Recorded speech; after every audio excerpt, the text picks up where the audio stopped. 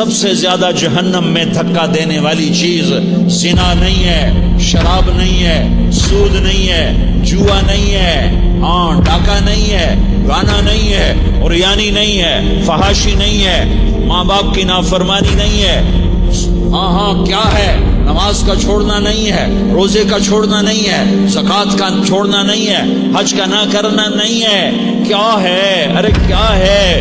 اور میرے نبی کا سنو، وَهَلْ يَكُبُّ النَّاسُ فِي نَارِ جَهَنَّمَ إِلَّا حَصَائِدُ أَلْسِنَتِهِمْ، وہ کیا ہے یا رسول اللہ؟ تو آپ نے مجھے دیکھو، آپ نے زبان باہر نکالی، ایسے زبان باہر نکالی اور یوں پکڑا۔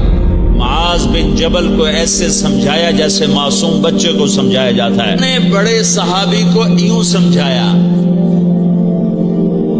معاذ زبان قابو میں رکھ، نفس کو سب سے زیادہ گندا کرنے والی زبان ہے۔